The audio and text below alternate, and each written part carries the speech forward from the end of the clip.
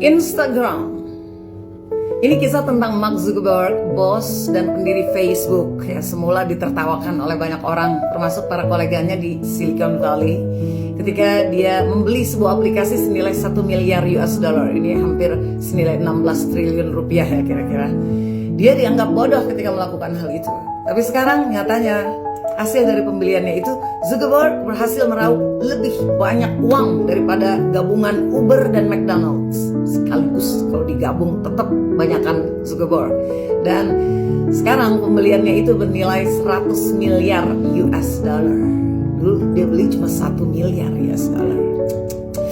Inilah kisah keputusan Mark Zuckerberg yang diam-diam justru merupakan investasi teknologi terbaik yang pernah ada. Pada tahun 2012 ya, di bulan April, Facebook beberapa minggu lagi akan IPO atau penawaran perdana penjualan saham publik yang menandai aplikasi itu go public. Dan pada waktu itu Mark Zuckerberg sedang berada di bawah tekanan yang besar karena para investor khawatir bahwa Facebook tidak akan dapat bertahan dalam peralihan ke perangkat seluler. Karena sebelumnya Facebook itu hanya ada di komputer pribadi para penggunanya.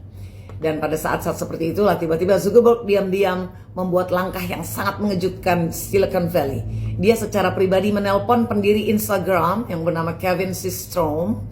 Dan tidak ada bankir, tidak ada lawyer, tidak ada eksekutif perusahaan yang pada umumnya akan menyertai di acara pembelian atau penanaman investasi. Yang ada waktu itu adalah hanya 2 orang pendiri, yaitu pendiri Facebook dan pendiri Instagram, yang berbicara tentang masa depan media sosial. Lalu 48 jam kemudian tiba-tiba boom, dokumen pembelian ditandatangani. Maka gak heran kalau semua orang menjadi heboh. Instagram, aplikasi yang dibeli oleh Mark Zuckerberg pada saat itu hanya mempunyai pendapatan 0. Benar-benar 0. Hanya punya 13 orang karyawan dan hanya diinstal di iPhone, yang berarti usernya sangat sedikit, dan tidak punya rencana untuk monetize, dan baru berusia 2 tahun tuh. Dunia teknologi pada waktu itu mengira Michael Zuckerberg ini sudah gila ya. Bahkan dewan direksi Facebook saja sama sekali nggak diajak berkonsultasi sampai kesepakatan sudah hampir selesai. Pertanyaannya lalu mengapa harus terburu-buru? Karena Zuckerberg melihat sesuatu yang tidak dilihat oleh orang lain. Instagram baru saja diluncurkan di Android dan memperoleh 1 juta download atau unduhan dalam sehari. Pertumbuhannya tidak seperti yang pernah dilihat sebelumnya. Bahkan meskipun begitu ya, hal-hal itu bahkan bukan faktor terbesar. Karena beberapa minggu sebelumnya Twitter telah berunding untuk membeli Instagram. Itulah kenapa Zuckerberg tahu bahwa dia harus bergerak cepat. Namun alih-alih mengambil alih perusahaan seperti biasa, Zuckerberg nih membuat keputusan yang belum pernah terjadi sebelumnya juga. Dia bahkan menjanjikan untuk memberikan otonomi penuh kepada Instagram. Kata-katanya kepada Systrom, pendiri Instagram, Anda dapat menjalankan aplikasi ini persis seperti yang Anda inginkan. Maka semua orang mengira, wah, Zuckerberg nih sungguh naif. Namun tidak seperti yang disangka oleh orang-orang. Zuckerberg memahami kebenaran mendasar tentang masa depan. Sebelum Instagram, media sosial adalah tentang menghubungkan dengan teman. Tapi setelah Instagram, media sosial menjadi tentang membangun audiens. Zuckerberg menyadari bahwa masa depan itu bukan hanya tentang menghubungkan, tetapi tentang menarik perhatian. Dan Instagram telah memecahkan kodenya.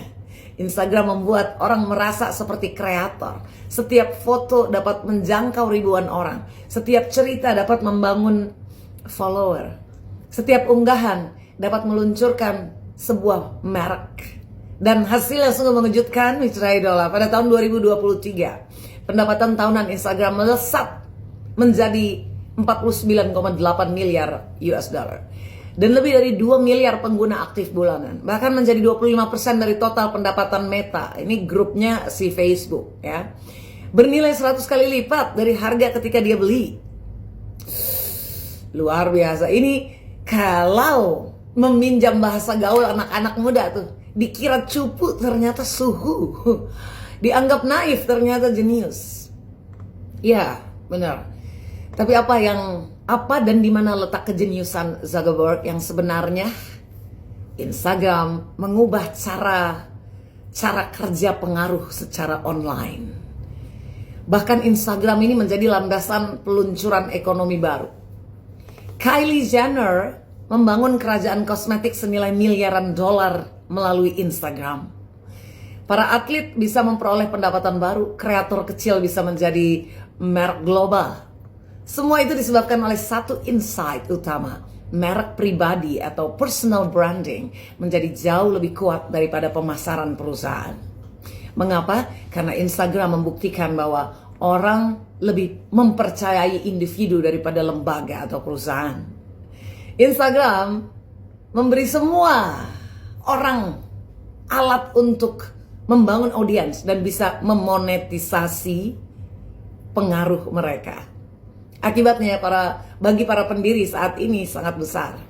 Akibatnya bagi para pendiri, jika Anda membangun perusahaan pada tahun 2024, maka merek pribadi Anda bukanlah hal yang bersifat opsional atau sekedar pilihan. Bayangkan, para investor akan memeriksa profil Anda di Instagram sebelum rapat. Para pelanggan membeli dari orang yang mereka percaya. Bakat terbaik cenderung mengikuti para pemimpin yang otentik. Konten Anda bekerja seperti seorang tenaga penjualan yang bekerja 24 jam sehari dan 7 hari seminggu. Baik Instagram atau di tempat lain, merek pribadi atau personal brand Anda adalah tenaga penjualan yang bekerja 24 jam sehari, 7 hari seminggu yang membangun kepercayaan dalam skala besar. Mark Zuckerberg sudah melihatnya sejak tahun 2012 bahwa masa depan adalah milik mereka yang menarik perhatian dengan keotentikan. Jadi, apakah Anda siap untuk memanfaatkannya? Atau Anda malah sudah memanen hasilnya?